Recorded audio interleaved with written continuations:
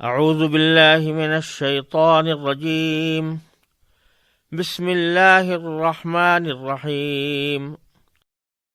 اب یہاں ہاتھ باری تعالیٰ کا ذکر کیا گیا، باری تعالیٰ کے ہاتھ پھیلے ہوئے ہیں۔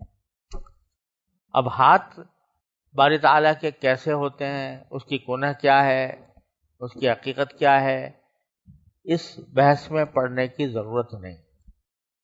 یداہو جو قرآن کریم میں جو اللہ تعالیٰ کی مختلف صفات بیان فرمائی گئی ہیں، اس میں بعض اوقات ان کو اعضاء سے تعبیر کیا گیا ہے، جیسے یہاں پر ہاتھ ہے، یا بعض جگہوں پر عین، آنکھ کا تسنا علی عینی فرمایا گیا۔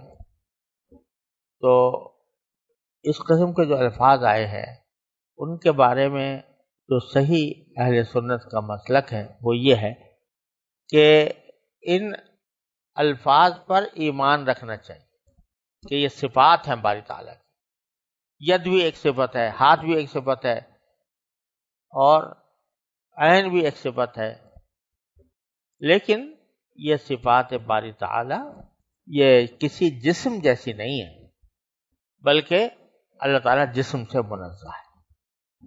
اب کیا حقیقت ہے اس صفت کی جس کو ید سے تعبیر کیا گیا ہے یا عین سے تعبیر کیا گیا ہے، تو اس کی کیا کنہ ہے، کیا حقیقت ہے، یہ متشابہات میں سے ہے۔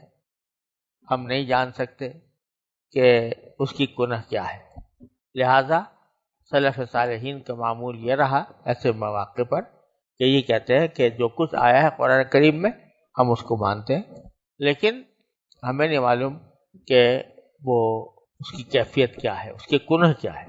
تو یہاں پر بھی یہی ہے کہ دو ہاتھ ہماری تعالیٰ کے پھیلے ہوئے ہیں، یہ اس کی صفت ہے جو پھیلی ہوئی ہے، جود و کرم کی، جود و سخا کی۔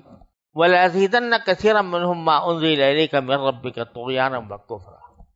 اب باری تعالیٰ فرماتے ہیں کہ اس سے بہت زیادہ امیدیں لگانا کوئی ضروری نہیں ہے۔ آپ مسلمانوں سے کہا جا رہا ہے کہ ان سے خاص امید نہ لگائیں کہ کوئی آیت نازل ہوگی تو یہ اس کو سنیں گے تو ان کے دل پر اثر ہوگا اور پھر اس کو اسلام قبول کر لیں گے۔ ان کا معاملہ تو برعکس ہے کہ جب بھی آپ کی طرف اے پیغمبر، جب بھی آپ کی طرف کوئی کلام نازل ہوگا، کوئی وحی نازل ہوگی، تو کیا ہوگا؟ یعنی ما انزل الیک من ربک کے معنی ہے کوئی بھی کلام جو نازل ہو آپ کے اوپر آپ کے پروردگار کی طرف سے، تو کیا ہوگا اس کا؟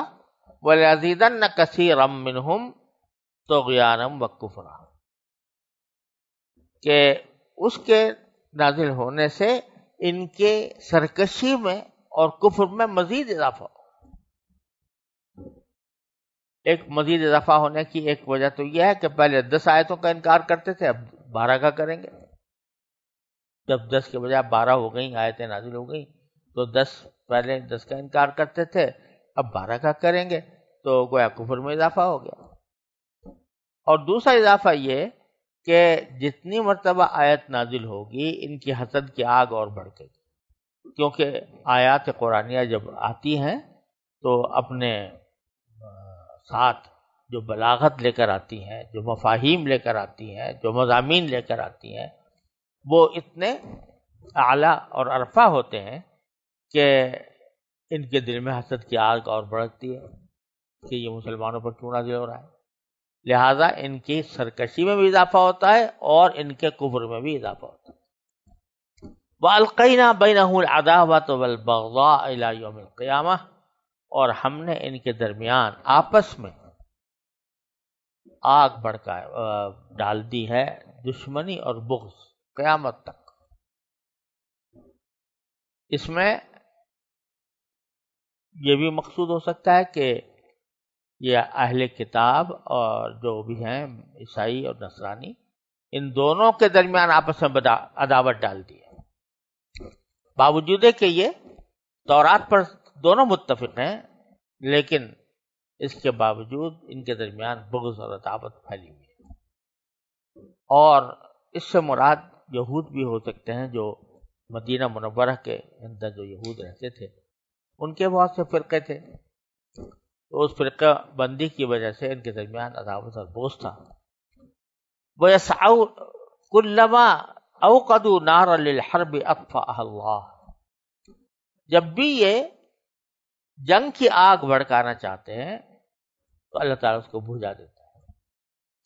یہ ان کی ان سازشوں کا ذکر ہے یہودیوں کی جو وہ رسول کریم صلی اللہ علیہ وسلم اور صحابہ کرام کے ساتھ جنگ کرنے کی جنگ کرنے کی جو اسکیمیں بناتے تھے ان کی طرف اشارہ ہے. ایک تو یہ ہوا کہ کعب ابن اشرف جو یہودیوں کا سردار تھا وہ جا کر ابو جہل وغیرہ سے ملا اور کہا کہ یہ آ گئے ہیں ہمارے پاس، لیکن ایسا کرتے ہیں کہ ہم آپس میں مل کر ان کے اوپر حملہ کرتے ہیں، آپ بھی ہمارے ساتھ شامل ہو جاؤ، ہم اندر سے ان کے خلاف کارروائی کریں گے، آپ باہر سے آ جاؤ. یہ تجویز پیش کی. اسی طریقے سے متعدد مواقع پر نبی کریم صلی اللہ علیہ وسلم کے خلاف سازشیں تیار کی. ایک مرتبہ رسول کریم صلی اللہ علیہ وسلم ان کے ہاں گئے، بنو قریظہ بنو نذیر کے درمیان کچھ مسئلہ تھا، اس کو سلجھانے کے لیے، صلح کرانے کے لیے انہوں نے پیچھے سے ایک آدمی بٹھا دیا کہ جب نبی کریم صلی اللہ علیہ وسلم یہاں پر تشریف فرما ہوں گے تو اوپر سے ایک چٹان آپ کے اوپر پھینک دے گا والعیاذ باللہ، جس سے آپ شہید ہو جائیں گے. اللہ تعالیٰ نے حضرت جبرائیل علیہ السلام کو پہلے سے بتا دیا، رسول کریم صلی اللہ علیہ وسلم کو بتا دیا کہ ایسی سازش تیار کی جا رہی ہے، لہٰذا آپ وہاں بیٹھے ہی نہیں اور تشریف لے آئے. تو غرض اس طرح متعدد مواقع پر انہوں نے جنگ کی آگ بھڑکائی. غزوہ احزاب کے موقع پر انہوں نے یہود کی مدد کی، اندر سے پیچھے کی طرف سے اندر سے چھرا گھونپنے کی کوشش کی. تو ہر طرح سے یہ جنگ کے لیے مختلف طریقے اختیار کرتے ہیں اور چاہتے ہیں کہ جنگ کی آگ بھڑک جائے، لیکن اللہ تعالیٰ اس کو بجھا دیتا ہے. اس سے معلوم ہوتا ہے کہ جنگ بذات خود کوئی پسندیدہ چیز نہیں ہے. بعض مرتبہ لوگ سمجھتے ہیں کہ جہاد یا قتال بذات خود مقصود ہے اور یہ مقاصد زندگی میں شامل ہے، اور جب تک قتال نہ ہو تو اس وقت تک گویا زندگی بیکار ہے. تو یہاں سے یہ بات معلوم ہو رہی ہے کہ جنگ بذات خود مقصود نہیں. جنگ آخر میں آتی ہے جب سارے حربے ناکام ہو جائیں تو پھر اس وقت جنگ کی نوبت آتی ہے اور اس وقت میں مسلمان تلوار اٹھاتا ہے. لیکن بذات خود آدمی سمجھے کہ بھائی جنگ بذات خود اچھی چیز ہے، یہ درست نہیں ہے. نہ قرآن کریم کا تقاضا ہے نہ رسول کریم صلی اللہ علیہ وسلم کا تقاضا ہے.